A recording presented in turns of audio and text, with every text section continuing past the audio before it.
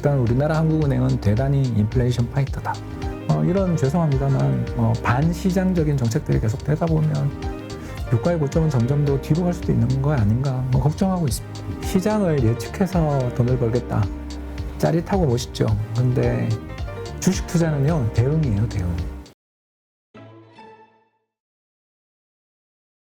지금 우리가 인플레이션이 미국 같은 경우 8.6%까지 나왔고 한국도 뭐 6%대가 될 것이다 이제 이런 예상을 하는데 우리는 사실 미국 같은 경우는 인플레이션의 30% 정도가 부동산이 들어가 있지만 우리는 뭐 미미하잖아요. 그래서 실질적인 인플레이션율은 한국이 더 높은 거 아니야? 라고 얘기하는 분들도 있거든요. 한국의 이 물가 상황, 인플레이션 상황도 상당히 심각한 걸로 봐야 되나요? 그렇게 보지 않습니다. 아, 그래요? 일단 우리나라가 지난 10년 동안 한 번도 물가 상승률 2%를 넘은 적이 없는 나라예요. 그런데 한국은행은 올렸다 내렸다 두 번이나 했죠. 그런 걸 보면 일단 우리나라 한국은행은 대단히 인플레이션 파이터다 라고 보셔야 되고요. 이제 두 번째, 우리나라 물가 상승을 주도하는 곳이 어디냐 하고 살펴보시면 외식이랑 에너지 가격이에요. 그러니까 즉 식료품 가격 오르면서 외식 물가 올랐고요. 뭐 밀가루부터 다 올랐잖아요. 거기도 국제유가 오르면서부터 에너지 관련돼 있는 각종 비용들 이런 것까지 다 오르고 이제는 곧 공공 서비스 요금도 오른 거죠. 그런 상황이라서 오르는 건데 그걸 제외하고 물가가 오른 게 얼마 있나. 그러니까 우리는 외식 물가에 예민한데 그 외식업이라는 것 자체가 그 전에 가격을 못 올리다가 이번에 올린 거라는 그렇죠. 거죠. 그리고 그 외식업들이 못 올렸던 이유는 코로나 팬데믹으로 내수가 완전히 그냥 치명적인 타격을 받았기 때문에 못 올렸던 걸 이번에 원가 상승 때문에 어쩔 수 없이 올리는 건데 그거에 대해서도 저항감이 있다라는 이야기는 뭐냐 하면 그동안 우리가 물가가 오르는 거에 대해서 굉장히 좀 이렇게 겪지 못했던 일들이라 이렇게 예민한 거죠. 근데 그 뒤에 만약에 유가가 뭐 전쟁이든 뭐든 아니면 미국산 셰일 오일이 엄청나게 쏟아져서 유가 잡히고 또 그렇게 되면 또 바이오 디젤 보조금들도 의미가 없어지면 전 세계 지금 곡물 수급에 대부분은 사실 바이오 디젤 때문에 생기는 문제잖아요. 그렇죠. 네, 그래서 그것만 보조금만 안 줘도 사실 식량난은 아무 문제 없는 문제인데 돈이 되니까요. 왜냐하면 유가가 오르면 그렇죠. 바이오 디젤 연료를 생산하는 게 돈이 되니까. 그게 옥수수 가지고 만드는 네, 거죠? 옥수수도 있고 뭐 콩도 있고 여러 가지로 만드는데 대부분은 옥수수고요. 뭐 옥수수가 주요 곡물이고 사료 작물이니까 이게 안 오를 수 없는 거죠. 그래서 아무튼 뭐 얼마 전 블룸버그 기사 보는데 아무튼 선진국에서의 그런 바이오 디젤 연료 일부만 해도 지금 아프리카의 그 식량난 이런 건 아무 문제가 없다 그러더라고요. 근데 뭐 우리는 그 서양 애들이 얼마나 내로남불인지 잘 알잖아요. 그렇죠. 그래서 맨날 뭐 ESG 그러면서 순사기죠. 환경 문제에 대해서 그렇게 예민하다는 사람들은 근데 왜 SG에 대해서는 사회적 책임이라든가 거버넌스 문제에서는 전혀 나 몰라라 하면서 그렇게 살고 있잖아요. 그러니까 우리 사실 신흥국 제3세계 국가들이 가진 불만이 그거잖아요. 세상을 이렇게 어지럽히고 더럽힌 거는 너네인데 왜 지금 와서 너네는 그렇게 해서 돈을 벌었으면서 우리는 못 벌게 여기서 막냐. 뭐 이런 뭐 그렇게 환경 문제에 대해서 그렇게 관심이 있으면 그 S랑 G도 신경을 쓰라는 거죠. 뭐 대표적인 게 독일이잖아요. 독일이 지난 5월까지 그 대러시아 무역 적자가 역사상 최대던데 그 돈이 외화가 러시아한테 가서 그걸로 지금 우크라이나 사람들 학살하고 있는 거잖아요. 그렇죠. 네, 결국 독일이 우크라이나를 학살하는 거예요. 돈줄을 끊어야죠. 근데 끊으면 지네가 가스도 안 되고 다 안 되니까. 그러면서 뭐 원자력 발전이 그렇게 위험하네 뭐니 하다가 이번엔 또 석탄 발전을 돌리잖아요. 석탄 발전이 훨씬 더 환경에 문제가 될 수도 있는 건데 내로남불이죠. 그렇죠. 전형적인 그런 유럽에 대한 환상이 이번에 많이들 저희들이야 뭐 이전부터 하도 유럽 연기금들 만날 때마다 이상한 소리들 하도 많이 해가지고 잘 알고 있었지만 이번에 뭐 절절하게 깨달았죠. 유럽에 대한 환상이 다 깨졌을 거라고 생각합니다. 네. 물론 아직도 뭐 정신 못 차리는 사람들은 많을 거고요. 근데 이러한 글로벌 이 인플레이션 문제, 이러한 것들이 우크라이나 전쟁이 마무리가 되면 종전이 되든 휴전이 되면 풀릴 수 있을까요? 바이든 때문에 힘들 수 있어요. 예, 바이든 같은 희대의 뭐라고 해야 될까요? 하딩급이 나왔죠. 미국 역사상 워스트 3 중에 한 사람이 하딩, 그리고 후버, 클리블랜드나 걸후버 정도일 텐데 아마 빅4가 되지 않을까 싶은 사람이고요.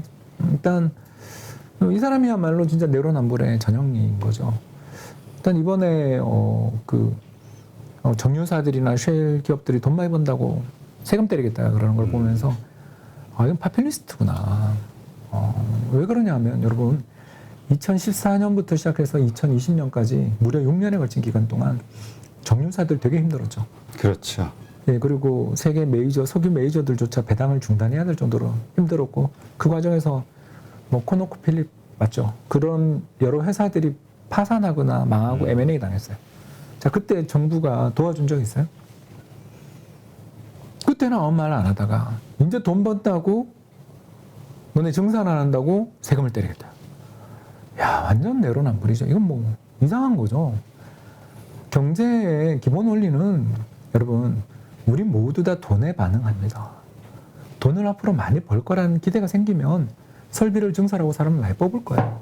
반대로 미래가 어둡고 미래가 불투명하다고 생각되면 집도 안 사고 투자도 안 하고 또는 주식도 안 삽니다. 이게 경기 변동의 이유예요. 자, 그렇다면 쉘이나 앱슨 모바일 같은 또는 쉐보론 같은 회사들이 더욱더 많은 기름을 생산하게 유도하기 위해서는 지금 세금을 때릴 문제가 아니라 세금을 감면해 줘야죠. 그렇지 않습니까? 그리고 또 한편 유류세를 인상해야죠. 그렇지 않습니까? 유류세를 인상함으로써 석유 소비를 줄여야죠. 그게 정말 환경을 생각하는 거 아니에요? 근데 반대로 하잖아요. 우리도 그렇고요. 다 똑같아요. 근데 제가 이야기하고자 하는 것은 언젠가부터 시작해서 저희들 이코노미스트, 경제 분석가들이 파산했다라는 걸 많이 느껴요. 선진국의 보리스 존슨부터 시작된 일이잖아요. 이게 지금. 보리스 존슨을 거쳐서 바이든을 거쳐서 현재 우리나라까지 이익 많이 낸 기업들을 때려잡겠다 그래요. 이게 뭘 의미하냐면 파퓰리즘입니다. 인센티브에서 경제는 운용되고 시장 경제는 돌아간다라는 것을 다 잊어버리기보다는 애써 무시하고 그냥 가격 통제의 그 단맛에 빠지려는 거죠. 전력요금 통제한 거나 우리 지금 유류세 깎아주는 거나 경제적으로 본다면 이건 뭐가 더 나쁜지를 모를 정도의 정책들입니다. 왜냐하면 여러분 지금까지 이렇게 유가가 올라서 한전이 위험하다는 이야기만 할 게 아니라 전력요금을 올려서 더 친환경 제품들을 쓰게 유도하고 또 기름 많이 쓰는 차들을 안 팔리게 만들고 전기차로 유도하는 게 진정한 친환경이죠. 근데 우리는 계속 유류세 인하해줘요. 미국은 셰일 오일 기업들을 세금을 때려잡겠대요. 자, 뭐 이러면 균형은 더욱더 미뤄지는 거죠. 이런 일들을 안 했으면 올해 하반기에 아마 유가가 급락했을 수도 있는데 이런 죄송합니다만 반시장적인 정책들이 계속 되다 보면 유가의 고점은 점점 더 뒤로 갈 수도 있는 거 아닌가 걱정하고 있습니다. 그렇군요. 하여튼 그 시장에서는 우크라이나 전쟁이 상관없이 사실 러시아에 대한 제재 이게 풀려야 모든 게 해결되는 것 같은데라는 이야기를 많이 하는데 이미 넘을 수 없는 다리를 건너는 그쵸? 걸 가지고 이미. 자꾸 이야기해봐야 소용이 있습니까? 어디였죠? 어마어마한 대량 학살의 현장을 봤잖아요. 푸틴은 전범이죠. 우크라이나. 예, 그렇다면 쉽게 얘기해서 히틀러가 아우슈비츠에서 학살한 증거를 본 다음에 독일과 평화협정 맺자는 사람들이 다 쏙 들어갔잖아요. 마찬가지입니다. 푸틴한테 협정을 맺어서 잘해보자라고 이야기를 하고 싶어도 푸틴이 명분을 줘야 가능한 건데 푸틴은 그런 생각이 없잖아요. 그렇죠. 그런데 우리만 그것을 희망회로 돌려봐야 무슨 소용이 있습니까? 그러면 이러한 전쟁이 어쨌든 휴전이나 종전이 된다 해도 인플레이션 문제는 크게 영향을 못 끼친다. 혹은 그렇다면 주식시장은 환호하거나 이게 급반등할 수 있는 포인트, 모멘텀이 되진 않을까. 이러한 기대감에 대해서는 어떻게 보세요? 아니, 인플레는 꺾이게 돼 있어요. 그냥 놔둬도? 아니, 그냥 놔두지 않잖아요. 그러니까 꺾이죠. 연준의 경기 침체로? 금리 인상을 해서 또 주식이 이렇게 폭락하고 나면 사람들의 소비 심리가 꺾이잖아요. 그렇죠. 지금 미국의 인플레를 주도하는 게 항공료인데 4월에 18.6% 그리고 5월에 16.4%인가 올랐어요. 월간으로. 이 미국 사람들이 이제 여행 가고 싶어서 미치는 그렇지. 거죠. 그래서 대충 작년 대비 항공요금이 한 2배 올랐는데도 가는 거잖아요. 근데 돌아오고 난 다음에 현실을 직면하겠죠. 이제 본격적인 정리 해고, 아까 이야기했었던 레버리지가 높은 기업들이 이제 점점 힘들어질 테니까 대규모 정리 해고가 나오고 또 여름에 그 붐이 끝나고 나면 호텔이나 레저, 레스토랑 쪽에서도 해고가 나오기 시작하면 아 다시 또 겨울이 왔구나. 살아면서 소비도 줄이고 항공료도 또 인하될 거고 부동산 가격도 상승 탄력 둔화될 거고 이런 식으로 해서 이제 또 경제가 붐업됐던 걸 가라앉히게 되는 과정에서의 고통은 남아있지만 인플레만 놓고 본다면 이 속도로 미 연준이 금리를 인상하면 인플레가 안 꺾인다고 말하는 사람들이야말로 저는 좀 이상하다. 더군다나 미국 임금이 오른 게 없어요. 아니 근데 뉴스에서는 엄청나게 오른 것처럼 그렇게 나오던데요. 그게 이제 그 어디를 보여주냐의 문제죠. 왜 유명한 거 있잖아요. 칼을 들고 쫓아가는 사람이 하는데 그 프레임에 따라서는 오히려 칼을 들고 있는 사람이 피해자처럼 찍을 수도 있죠. 그게 프레임인데 간단한 이야기 하나만 해보자면 IT 산업의 근로자들 임금이 지난 1년 동안 얼마 올랐을 것 같습니까? 이런 건 전혀 안 보죠. 3% 올랐어요. 물가가 지금 8.6% 올랐는데 미국의 경우 제조업은 4% 올랐어요. 그리고 예, 그 레저 호텔 쪽에 있는 분들의 임금은 12% 올랐습니다. 자, 어디를 보도한 거죠? 호텔 레저만 보도하는 거죠. 근데 거기는 원래 최저임금 받던 분들이 오른 거죠. 원래 낮던 곳이었고. 예, 반대로 IT 제조업 같은 경우는 이미 경기가 좀 나빠지는 걸 반영해서 임금 상승 탄력이 뚝뚝뚝뚝 떨어지고 있어요. 그러니까 기업들 입장에서는 뭐 녹아났죠. 왜냐하면 인플레이션하고 뭐 해서 명목 GDP는 올해 뭐 못 나와도 한 10% 나올 거 아니에요. 근데 그렇죠. 비해서 그 임금은 그밖에 안 오르면 그러니까 미국 기업들의 마진이나 이런 게 축소는 되겠지만 와장창 무너지지는 아직 않고 있는 이유. 미국 기업들 이익 전망 보면 아직도 상향 조정이잖아요. 이것 때문이거든요. 그래서 70년대 스태그플레이션이 10년에 걸친 전쟁, 중동전이 10년 갔죠. 여기다가 미국의 노조가 되게 쌌어요. 전 세계적으로 노조가 되게 쌌어요. 그래서 1981년 항공관제사 파업까지 이뤄진 한 10년의 기간 동안 끊임없는 파업 속에서 임금이 계속 물가보다 더 올랐어요. 그래서 인플레이션 기대가 정착되고 그걸 폴 볼커가 82년에 정책금리 20%까지 올리면서 끝냈어요. 자, 근데 지금 그런 상황이냐라는 거죠. 물론 거기다 비교하면 재밌겠죠. 또 70년대에도 사람 다 죽었냐 그러면 안 죽었단 말이에요. 그냥 주식시장이 그냥 이렇게 제자리 걸음이었어요. 빠지지 않았다고요. 근데 우리는 이미 나스닥 한 30% 빠졌고 우리도 지난주에 와장창 하면서 한 30% 고점에서 빠졌어요. 100포인트, 1000포인트가 빠졌잖아요. 자, 그런 상황에서 더 높아질 수 있다는 걸 동의한다니까요. 동의하는데 이게 지금 심리적으로 이미 다 커피큘레이션 해버리고 다 죽었는데 시장에 대해서 만정이 다 떨어졌는데 여기서 더 악재가 나온들 그러니까 제가 이야기한 경기 불황이 심각해져서 정말 이제 장기 불황 온다라는 그런 패닉 셀링 한 번 정도는 남은 것 같긴 하지만 그걸 어떻게 하냐는 거예요. 있을지 없을지. 예, 그리고 이렇게 빠질 올지. 거라고 생각하는 사람이 누가 있었어요. 그것도 빠진다고 주장하셨던 분들도 전부 다 미연준이 금리 한 1.5% 2%까지 올리면 큰일 난다 이렇게 이야기했었지. 우크라이나 전쟁 이야기하는 사람 한 명도 못 봤거든요. 저는. 2월까지도 전쟁 안 한다 그랬잖아요. 그렇죠. 그러니까 전쟁에 이런 걸 예측해서 맞추신 분이 있냐는 거죠. 없잖아요.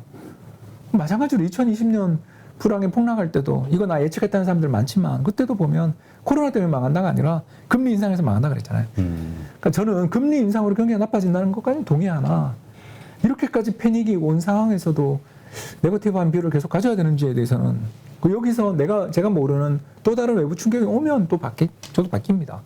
근데 그걸 모르잖아요. 그렇다면 이 정도 레벨이면 금융위기 레벨인데 또는 2016년 브렉시트 주가 레벨이고 2011년 미국 신용등급 강등 레벨까지 주가가 왔는데 뭘 걱정하는지를 잘 모르겠다고. 더군다나 인플레이션을 잡기 위해서 금리 인상이 간혹 가속화될수록 결국은 경기가 무너져서 수요단에서 내구재 단에서 수요가 분명히 꺾일 게 보이는데 여기에 어떤 인플레 악순환 스태그플레이션이라는 이야기를 한 그 근거를 모르겠다는 거죠. 지금 그러한 생각에 대해서는 어떻게 생각하세요? 뭐냐면 연준이 이제 경기 침체를 허용하고 정말 금리 인상을 하면서 현실화됐을 때 다시 경기 부양을 위해서 금리 인하를 하는 시점이 있을 것이다. 그때가 바로 주식을 사야 될 때 아니냐. 그걸 시그널로 해서 이렇게 생각하면서 기다리는 분들도 있거든요. 그런 분들한테는 2년물 금리를 보라고. 2년물. 예, 그게 이제 2년이라는 게 뭐냐면 향후 2년에 걸친 기준금리 평균이라고 볼 수 있잖아요. 네. 그렇죠. 이게 지금 3% 훨씬 넘었잖아요. 그 말은 올해부터 2년 사이에 연평균, 그러니까 2년 평균 기준금리 3%가 넘는다는 뜻이죠. 저 그렇게 생각하시면 되는데 이 그 기준금리가 인하되기 전에 이 2년물 금리가 먼저 빠지거든요. 왜냐하면 가중평균이니까. 그래서 그게 꺾이기 시작하면 그때를 한번 보시는 게 좋습니다. 그러니까 확인하고 사겠다는 분들의 마음은 아는데 아까도 누차 얘기했지만 시장의 전체 상승이 한 100이라고 하면 V자 반등 날 때 한 60 정도가 모든 수익률의 60%는 그때 나거든요. 그러니까 그걸 놓치겠다고 가정하신 분들한테는 나는 그건 수익은 필요 없어라는 분들이잖아요. 그런 분들한테 2년물 국고금리가 더 낫다. 기준금리는 그런 건 지표는 보는 게 아니고요. 그러니까 내가 확인해서 그냥 안전하게 지키는 투자를 하겠다라고 생각하는 분들은 주식은 하면 안 되는 거죠. 그런 위험 자산이니까. 예, 그러니까 그런 분들은 저의 고객이죠. 그 연 6에서 8% 정도의 그래 MDD 한 마이너스 10% 정도로 막아주는 자산 배분 포트폴리오를 하세요. 뭐하러 주식을 합니까? 개별 종목은 특히 절대 하면 안 되는 거고. 그렇죠. 이 변동성이 아주 그러니까 확인하고 사겠다라는 마음 자체는 중요한 중수익 투자자예요. 주식하시면 안 되는 거죠. 그 주식은 좀 솔직히 말해서 좀 야수의 심장을 가진 사람들이 하는 거고요. 주식은 우리나라 주식은 특히 장기 대세 상승 그딴 건 없으니까 뭐 슈퍼 사이클 소리 나면 팔아야 되고 뭐 PDR, 프라이스 투 드림 레이쇼 이런 죄송합니다. 이런 소리들 나올 때가 매도할 찬스잖아요. PDR. 네, 그런 시기들이 또 올 거예요. 우리나라 시장은 죽었다 살았다 죽었다 살았다가 특징인 나라고 그러면서 이제 좋은 게 저점이 올라가는 겁니다. 그러니까 지난번 저점이 1,800이었으니까 그러니까 1,450원 장중이라고 보면 2018년에 저점이 1,800이었잖아요. 그러면 네. 그거보다는 우리나라 기업의 이익이 지난 4년 동안에 어마어마한 이익이 났으니까 그 이익단을 가지고 이렇게 BPS를 올려보면 우리 지금 뭐 한 2,200이면 그때 1,800이나 뭐 비슷한 레벨 아니냐는 거죠. 그렇다면 이런 것은 어떻게 보시나요? 지금 올랐다가 또 하락하고 올랐다가 또 하락하고 이 변동성이 커지다 보니까 올랐을 때 매도하고 다시 바닥이 되면 또 사고 이걸 했어야 되는데라고 이제 뒤늦게 후회하시는 분들이 있고 또 그렇게 실제로 해서 수익을 조금 내신 분들도 있고 이러다 보니까 앞으로 또 오르면 반등 시에 또 매도해야 되겠다 이런 생각하시는 분들이 많거든요. 근데 이러한 현상에 대해서 이러한 패턴 때문에 그 기업 때문에 정말 본격적인 상승장이 왔을 때 오히려 일찍 주식을 매도할 수도 있다라고 걱정하시는 분들도 있거든요. 어떻게 우리가 투자의 마인드를 가져가야 되죠? 주식을? 그 박스권 매매 전략인데요. 박스권 매매 전략을 하신 분들은 기본적으로 큰 수익을 포기하신 분들이잖아요. 그게 제일 잘 맞았던 게 이제 2011년 붕괴된 다음부터 16년 그 급등 전까지 5년 동안 박스핏 때 이 전략이 제일 좋았어요. 저도 그때 모기관에 있을 때 이런 식으로 운영해주는 기관들에게 자금을 넣어야 된다라는 그런 이야기들도 되게 많았고, 근데 그러자마자 이제 16년부터 18년까지 불 뿜는 장세가 나타났죠. 이번에도 마찬가지고요. 그래서 저는 시장이 앞으로 박스권이 될 거라는 강한 확신이 있으시면 해도 되는데, 그러지 말고 자산 배분하시라. 어차피 그 수익이 수십 프로는 안 날 거 아니에요. 왜냐면 매매 비용도 되게 많이 들고 그때 스트레스 많이 받거든요. 그럴 바에야 그냥 한국 주식이랑 미국 국채를 혼합 투자해주는 그런 펀드들도 많고, 그 수수료가 싼 또 매매 비용도 굉장히 적은 펀드들이 많거든요. 그런 거 투자하시는 게 낫지 않나. 차라리 그런 전략을 쓸 거라면. 그러니까 주식을 할 거라면 몇 년에 한 번 오는 급등장을 노리며 사는 건데, 그런 수익을 포기하고 올라가면 매도하겠다는 거잖아요. 그러면 급등장, 예를 들어서 2020년 같은 급등장 나올 때 손 빨겠다는 건데 그 고통을 감내하실 수 있겠냐라는 거죠. 저는 그럴 바에야, 그 정도 수익을 노리는 바에야 국민연금 포트폴리오를 모방한 그런 자산 배분을 하는 게 낫지 않냐. 주식을 한다면 큰 수익을 노리는 게 당연하다. 그러니까 몇 년 고통받더라도 한 번에 보상받아서 그때 탁 털고 달러 사는 게 낫지. 한국 주식은 장타는 없으니까. 그렇지 않습니까? 저는 우리나라가 대세 상승 온다라거나 슈퍼사이클 이야기가 날 때가 매도해서 손해본 사람 없다고 생각해요. 우리나라는 양은 냄비 같은 나라고요. 좋게 이야기하면 다이나믹, 나쁘게 이야기하면 안정성이라고는 쥐꼬리만큼 넘는 나라인데 배당이 쥐꼬리인데 뭐. 쥐꼬리. 예, 세계 최저 배당 수익률을 가지고 있는 세계 워스트 주주 중시 경영을 하는 나라에서 맨날 주가만 오르면 뭐 자회사 상장시키고 저기 물적 분할하고 IPO 막 쏟아지고 지난번 생각해 보시면 LG 에너지 솔루션 IPO에 1경원 몰렸을 때가 고점이잖아요. 그렇죠. 그러니까 이런 것처럼 우리나라 시장은 대단히 투자의 그 난이도가 높은 시장이고 이런 투자가 높은 난이도가 높은 시장에서 이것만 하면 돼라는 소리가 나오면 죄송합니다만 그 전략은 저는 그때부터 인기가 떨어질 가능성이 있다. 하여튼 박수 칠 때 떠나라. 이 말이 통하는 시장이 한국 시장이다. 이런 얘기 하시는 분들이 요새 늘고 있더라고요. 그리고 역발상 전략이 잘 맞는 시장이죠. 컨트레리안 스트래티지죠. 간단하게 얘기해서 대중의 반대편에 서는 전략입니다. 그래서 대중이 시장을 미워할 때 시장에 들어가고 대중이 시장에 열광할 때 깨끗하게 이별하는 그런 전략을 펼치는 게 우리나라에서는 제일 잘 맞다. 그렇게 봅니다. 네. 근데 요즘 이렇게 얘기하시는 분들도 늘고 있어요. 지금의 만약에 반등이 일어난다 해도 코로나 때처럼 그렇게 큰 상승은 있을 수 없다. 그 2008년 금융위기 이후에 그런 장이 오지는 않는다. 약간의 상승과 그냥 횡보로 가는 그런 시장이 열릴 것이다. 라고 얘기하는 분들도 늘고 있거든요.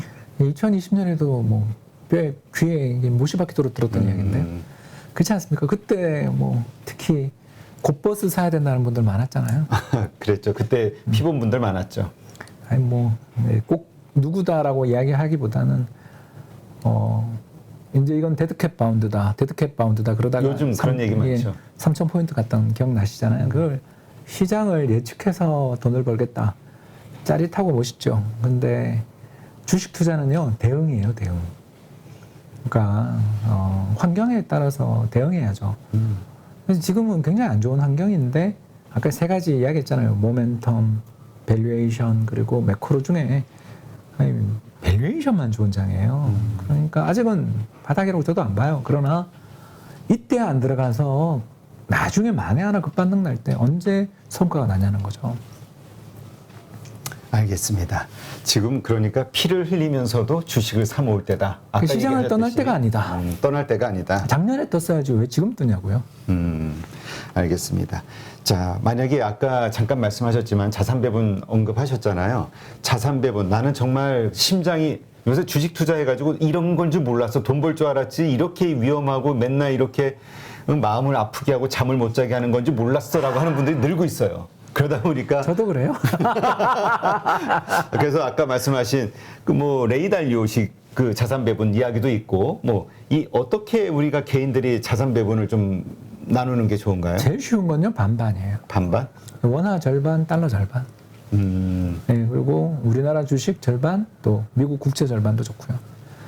이게 둘이 반대로 가는 자산이에요. 지금 만약에 미국 국채 들고 있으면 미국 국채를 지금 들고 있으면 아마도 플러스 성과가 꽤 나 있을 거예요. 그렇죠. 그죠? 금리 안만 올랐다 그래도 왜냐면 배당이 나오니까 분배금이 나오잖아요. 금리가 높으니까. 거기다 환율 한 200원 올랐고 작년 대비. 근데 주가는 뭐 고점에서 지금 완전히 무너졌고. 그러니까 이런 것들을 우리가 놓고 보면 지금 달러를 팔아서 한국 주식 뭐 물반 고기 반인데 한 1년 보고 좀 사두지라는 그런 여유가 생길 수 있는데 이걸 저희들은 리밸런싱이라고 부르죠. 근데 자산 배분을 안 하고 올인하신 분은 함께 피를 흘리고 있는 친구들과 이렇게 보면서 위안을 삼는 것밖에 없지. 이게 특히 우량주 투자했더라도 소용이 없어요. 이런 장은. 그 리오픈 수혜주들 사셔서 재미 보셨어요? 저도 좀 갖고 있는데 힘들잖아요. 그렇죠. 덜 빠졌지 오르지 못해요. 왜냐하면 레버리지 청산이 이루어지는 시기에는 유동성이 있는 모든 걸 팔아서라도 어떻게든 버티거든요. 그래서 이렇게 힘들어요. 그래서 이런 옥석 구분 없는 폭락이 나올 때가 대충 지나고 보면 바닥인데 일단 이번에 아주 중요한 신호는 나왔죠. 그 신호가? 네, 옥석 구분 없는. 그러니까 채권, 주식, 금, 원유, 회사채 다 빠졌잖아요. 모든 자산이 하락한 6월은 다 그랬어요. 이 현상이 원유도 폭락했잖아요. 그렇죠. 이런 일이 벌어질 때가 지나고 보면 커피큘레이션, 항복 구간이구나. 매크로는 아직 멀었는데 주가는 이미 항복한 그런 상황이죠. 네, 알겠습니다. 그래서 여기에 동의하시고 또 말씀하신 것들에 대해서 이렇게 팩트 체크를 해보신다면 그리고 동의하신다면은 어떤 방향으로 자신의 투자 기준을 세울 수 있을지 분명하게 좀 보일 수가 있겠네요. 네. 저희 방송의 모토가 의심하고 의심하자.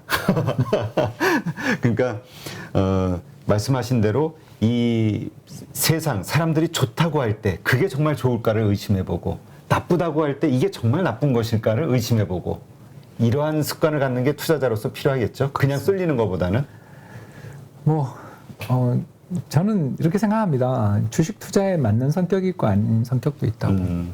그래서 방금 이야기하신 대표님 말씀에 동의하고요. 대표님 좀 회의하고 시니컬한 사람들이 주식을 잘해요. 그래요? 예, 근데 반대로 사람 말 잘 믿고요. 또 그 즉흥적으로 결정하시는 분들은 되게 힘들어요. 그래서 대체로 보면 나이 많은 사람들이 운용을 잘하고요. 또 여자들이 운용을 잘합니다. 여자들이 잘한다고 하더라고요, 통계가. 네, 그렇습니다.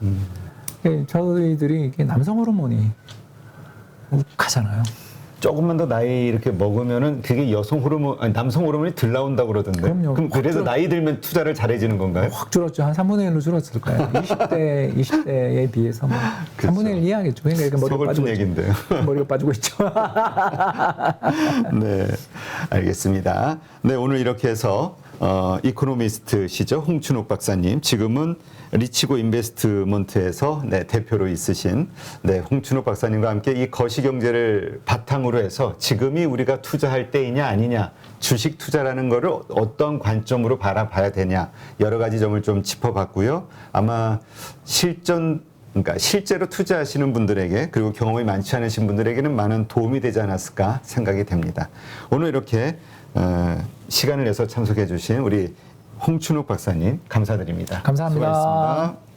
누구나 1시간 안에 200개 종목에서 좋은 종목을 고를 수 있는 그런 능력을 배양할 수 있도록 제가 도와드리려고 그렇게 하고 있습니다.